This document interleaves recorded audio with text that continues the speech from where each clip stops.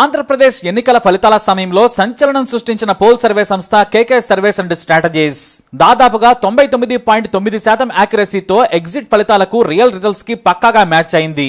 అసలు ఎంత పర్ఫెక్ట్ గా సర్వే చేయొచ్చా అని చాలా మంది ముక్కన వేలేసుకున్నారు.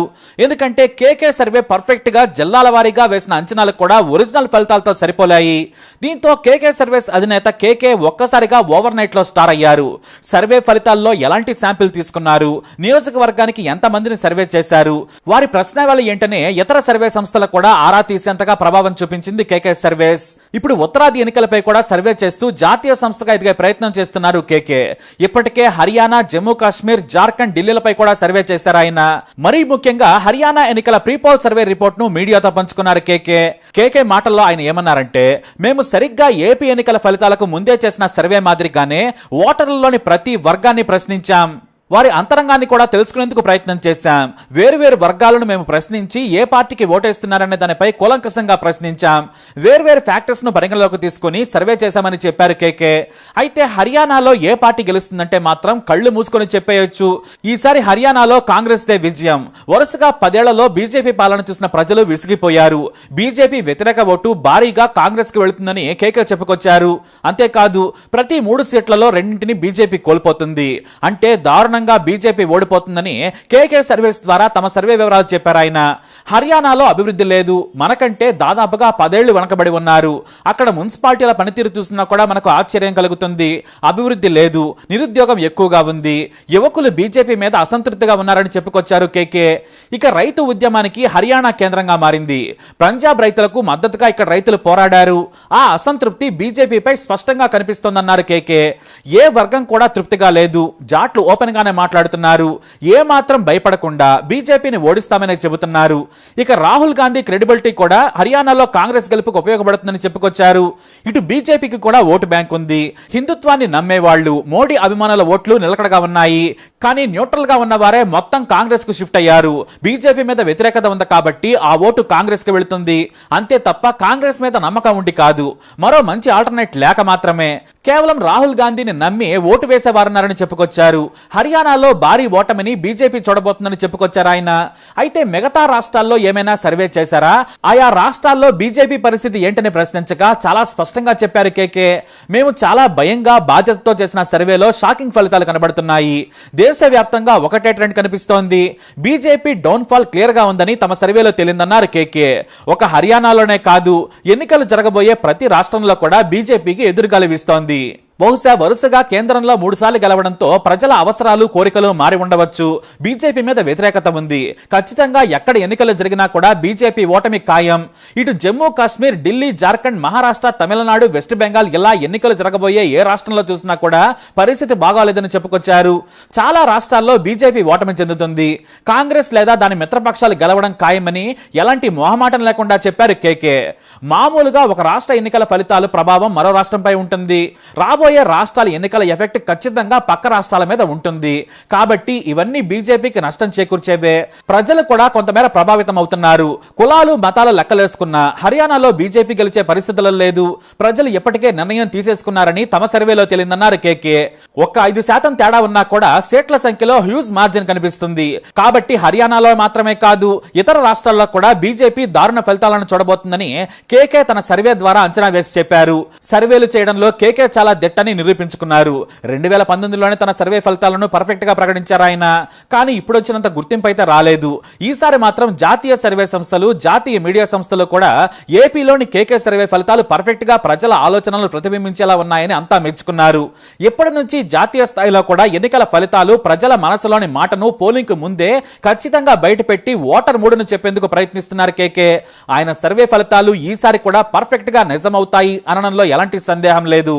మరి కేకే సర్వేపై మీరేమంటారు? మీ అభిప్రాయాన్ని కమెంట్ ద్వారా తెలియజేయండి. సో ఇక్కడ ఢిల్లీలో హర్యానా ప్రెస్ మీట్ గురించి ఇక్కడ మనందరం కలుసుకోవడం జరిగింది. ఇక్కడికి వచ్చిన ప్రెస్ వాళ్ళందరికీ ప్రతి ఒక్కరికి థ్యాంక్ యూ అండి. ముఖ్యంగా ఆంధ్ర, తెలంగాణ నుంచి వచ్చినటువంటి ప్రెస్ వాళ్ళకి కేకే సర్వీస్ గురించి, కేకే గురించి సెపరేట్గా ఎక్స్ప్లెయిన్ చేయాల్సిన అవసరం లేదు. మీ ద్వారా, మీ మాధ్యమాల ద్వారా ఎంతో లక్షలాది కోట్లాది మంది ప్రజలకి మనం చేరుకున్నాం. అందుకని మరొకసారి థ్యాంక్ యూ. ఫస్ట్ టైం మనం హర్యానా నార్త్ బెల్ట్లో చేస్తున్నాం కాబట్టి చాలా ఒళ్ళు దగ్గర పెట్టుకొని అదే కాన్షియస్తో మన బ్రాండ్ వాల్యూ ఎక్కడ తగ్గకూడదని చాలా జాగ్రత్తగా చేయడం జరిగింది. సో హర్యానాలో ఎలా ఉంది పరిస్థితి అని చెప్పేదానికి ఈ ప్రీ పోల్ మనం ఇక్కడ ఢిల్లీలో అందరం కలుసుకోవడం జరుగుతుంది. హర్యానా గురించి మేము చెప్పాలంటే ఖచ్చితంగా 100% ఇక్కడ కాంగ్రెస్ గెలిచేదానికి 100% ఆస్కారం ఉందండి. బీజేపీ పోటీ చేసే ప్రతి 3 స్థానాల్లో కూడా 2 స్థానాలు ఓడిపోయేదానికి ఆస్కారం ఉంది. నెంబర్లు ఖచ్చితంగా మనం ఎగ్జిట్ పోల్స్ రోజు మీకు చెప్పడం తెలియజేస్తాం. ఖచ్చితంగా ఆ రోజు ఆంధ్రలో చెప్పినట్లుగా సింగిల్ నెంబరే చెప్తాం. ఈ పరంపరను కొనసాగిస్తాం.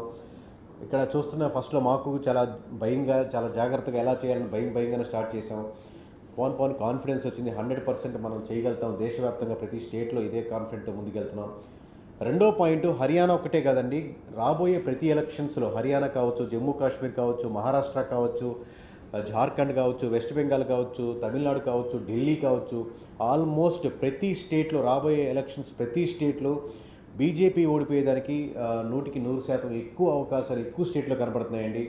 ఇది చాలా ఒళ్ళు దగ్గర పెట్టుకొని జాగ్రత్తగా భయంతో బాధ్యతతో చెప్తున్న మాటలు ఇవి. మీకు తెలుసు మనం ఏ పార్టీ తరపునో, ఏ పార్టీకి కొంగు కాస్తారో, ఏ పార్టీకి సపోర్ట్గానో చేయమని. సో ఖచ్చితంగా ఈ ట్రెండ్ కొనసాగుతుంది. ఇంకా మీకు చెప్పాలంటే ఒక టైటానిక్ షిప్ మునిగిపోయే ముందు ఎలా ఉంటుందో అలా ప్రతి స్టేట్లో బీజేపీకి ఆ ఫెయిల్యూర్ కనపడుతుంది. బీజేపీకి వచ్చిన పెద్ద అడ్వాంటేజ్ ఏంటంటే ఈ స్టేట్ ఎలక్షన్స్ పార్లమెంట్ ఎలక్షన్స్ తర్వాత వచ్చాయి. అలా కాకుండా ఈ పార్లమెంట్ ఎలక్షన్స్ ముందర ఈ స్టేట్ ఎలక్షన్స్ వచ్చుంటే దాని ఇంపాక్ట్ బీజేపీ మీద చాలా బలంగా పడుండేది.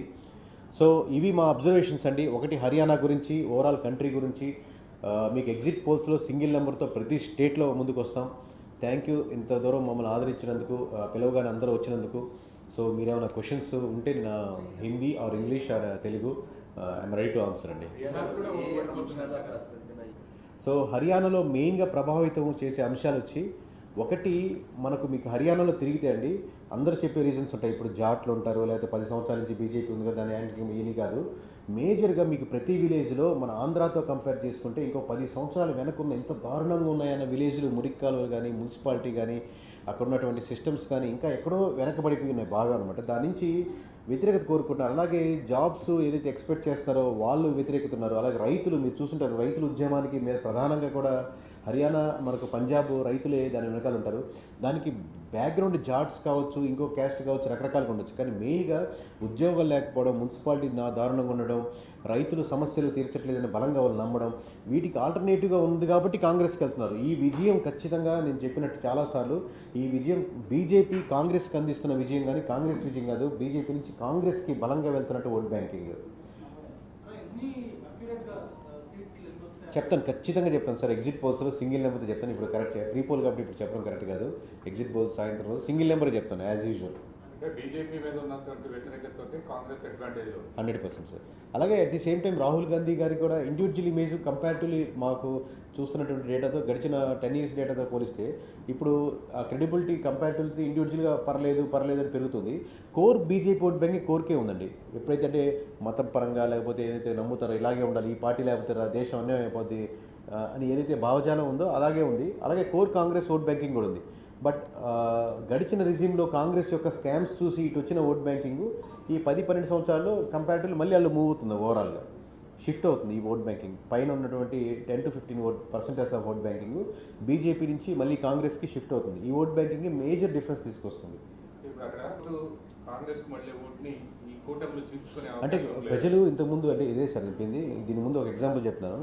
ఇప్పుడు సర్వే కంపెనీస్ కూడా ఎక్కువ మంది ఫెయిల్ అయ్యేదానికి కారణం ఏంటంటే, మీరు ఎవరికి ఓటేస్తారంటే క్లారిటీగా మీరు ఏ పార్టీకి చెందిన వాళ్ళు తెలిసిపోయి దాని తగ్గట్టుగా ఆన్సర్ ఎలా చెప్తారో, నా ఓటు దీనికి వేస్ట్ అయిపోతుంది, ఖచ్చితంగా దీన్ని బలంగా గెలిచే పార్టీకే ఓటేద్దామని ఆమ్ ఆద్మీ పార్టీ కావచ్చు, జేజేపీ కావచ్చు, ఎల్ఎల్పీ పార్టీస్ కావచ్చు, లేదా బీఎస్పీ పార్టీ ఓట్ బ్యాంకింగ్ కూడా ఏది స్ట్రాంగ్గా అగెనిస్ట్గా నిలబడుతుందో ఆ మెజారిటీ ఓట్ బ్యాంకింగ్కే పీపుల్ అక్కడ మొగ్గు చూపుతున్నారు.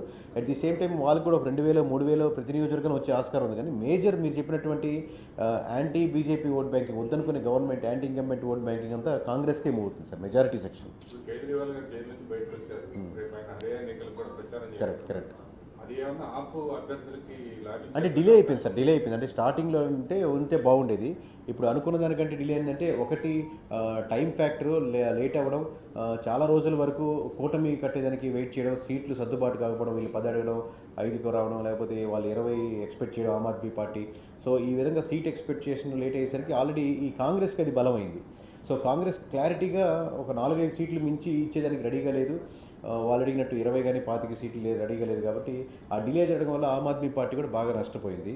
ఇదే రిజిగ్నేషన్ ఆమ్ ఆద్మీ పార్టీ కేజ్రీవాల్ గారు ఒక couple of years back 3 years back ఆల్టర్నేట్గా చేసి తిరుగుంటే ఎంతో కొంత పుంజుకునేదానికి ఆస్కారం ఉండేది.